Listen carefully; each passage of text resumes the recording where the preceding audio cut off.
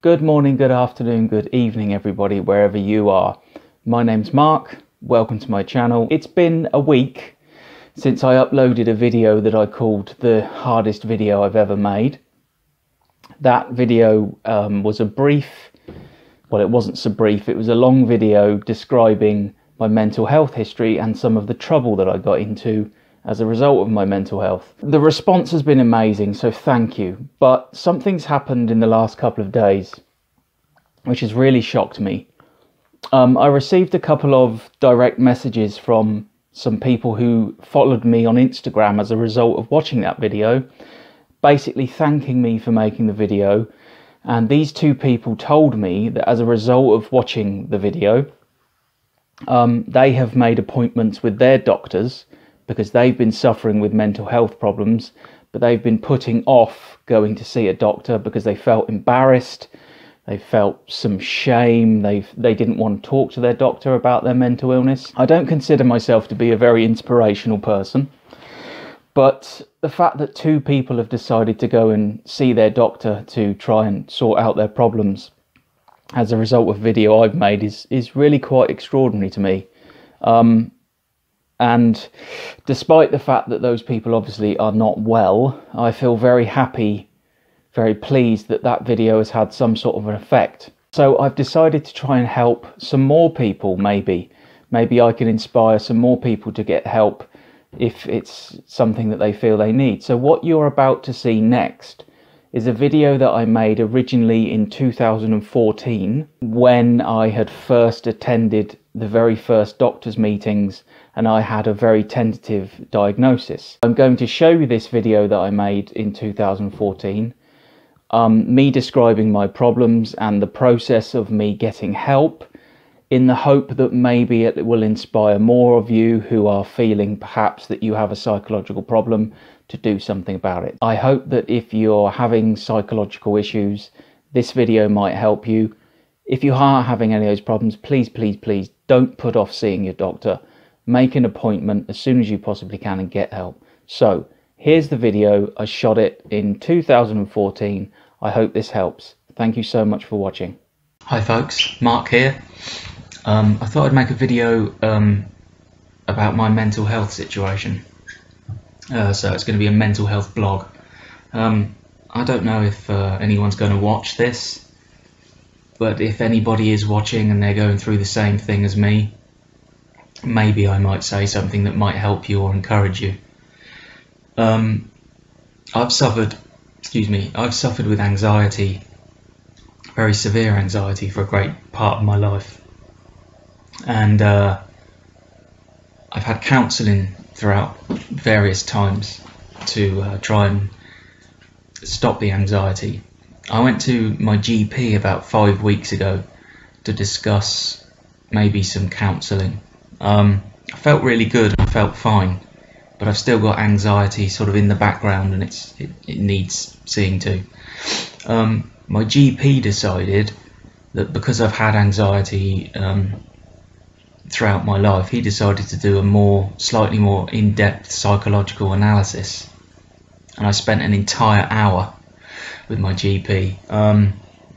Those of you who live in Britain who go to see your GP will know that spending an hour with your doctor is incredibly rare. They like to get you in and out quite quickly. So I spent an hour with my GP answering lots of questions, and he decided there and then to phone the local psychiatric hospital.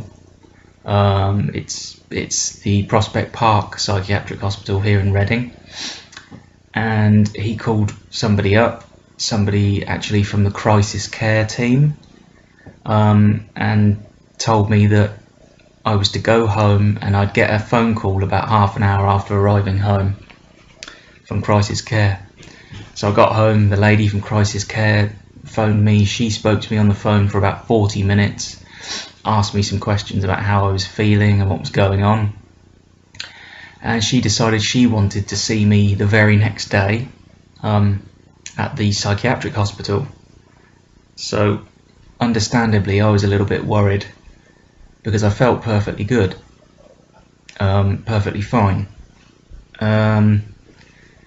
So to be called into a crisis care at a psychiatric hospital when you felt good was a little bit worrying. So I went to the crisis care, answered lots of questions. I was in there for about 2 hours, and they decided to refer me to a psychiatric doctor for a full psychiatric assessment. For those of you that don't know, when you have a psychiatric assessment, you have to be interviewed by 2 doctors. Those 2 doctors don't meet to discuss you until they've met you separately, so they can compare their thoughts. I saw my first doctor about a week after going to hospital for the first time. I spent about 45 minutes with him, I suppose, and he decided that I am suffering with a dissociative disorder. A dissociative disorder basically is where your brain, your mind is trying to mask bad memories, trying to cover them up. Or it can also be, if you're incredibly unhappy, a dissociative disorder can take the form of your mind is trying to disassociate yourself with what's going on around you, so that you can actually kind of stop being yourself and stop being unhappy and be happier. And of course, when he told me that was quite a big thing for me, because I felt perfectly fine, apart from the anxiety that I've had. But he did say that a dissociative disorder takes the form of kind of withdrawing you from the world and withdrawing you from people, making you sort of antisocial, making you incredibly introverted.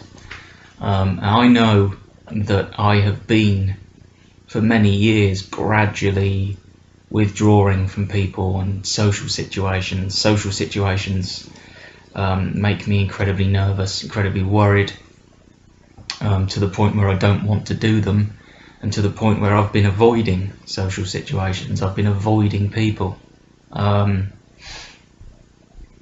got friends, very good friends, who over the years have become less and less my good friends, because I've been seeing them less and less, because I've been pulling away from them.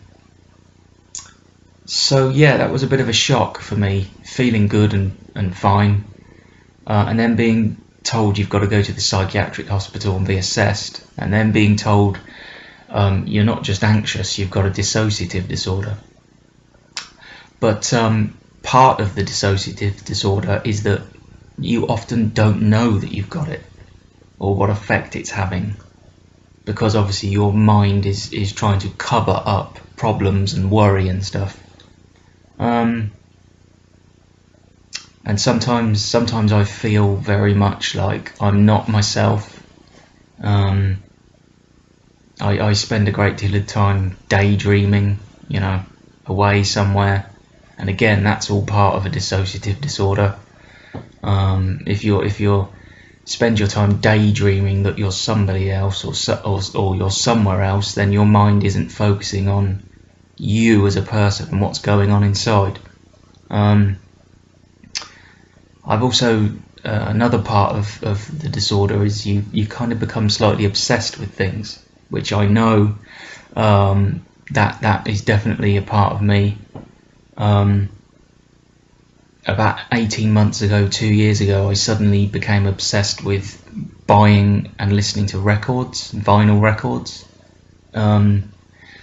I bought myself a record player, amplifier, speakers, CD player, record shelves, and lots of records. I spent quite a large amount of money on records. And for quite a while I was kind of buying these records obsessively. I was buying records that I didn't particularly want. I've bought records that I've never even opened. I've taken them out of the boxes and then put them on my shelves and not played them. Now I realise that buying those records and being very incredibly obsessed with I've got to have records and got to be a part of this kind of record collecting community. I now realise that that's part of the dissociative disorder. So yeah, it's all been a bit of a shock for me. I went to my GP with some very mild anxiety and I wanted to discuss some help, and I come away a couple of weeks later being under the care of a crisis care team. I should add, actually, I've now been discharged by crisis care. They don't need to see me. Yeah, I come away under the care of crisis care. I've been interviewed now by 2 psychiatric doctors, and they've got together and compared their notes and what they think. But I do have a dissociative disorder with anxiety and with sort of obsessive compulsive thoughts, feelings, actions, whatever you call it. I guess it's OCD, obsessive compulsive disorders. It's all a bit strange because I feel fine, actually, most of the time. But yeah, you know, you have this thing, and you know, it's a worry to know that you have this. My brain is trying its best to kind of tune me out and take me into the whole kind of world of different characters and different personalities to try and cover up what's really going on. So basically, at the moment, that's all I really know, apart from the fact that I'm going to have counselling for the anxiety, which is fine. It's going to be a talking therapy. The anxiety isn't the biggest problem. I'm also going to have psychotherapy, it looks like, for my dissociative disorder, and that's probably going to take quite a long time. It's probably going to be quite in depth, and from the small amount of research that I've done on the internet, I think it's not going to be very pleasant, because my mind is working very hard to bury bad memories and things that have happened to me in the past. And to cure your dissociative disorder, the doctors are going to have to go into my brain and drill down, not literally, obviously, I'm talking metaphorically, but to drill down to the root cause of the problem. And if the root cause of the problem is bad memories and remembering bad stuff, then obviously that's not going to be very pleasant for me. Yeah, but all in all, you know, I don't feel too bad. I still feel a little confused about everything, because I'm not really sure what's going on during the day. Am I zoning out? Am I drifting away? Am I, you know?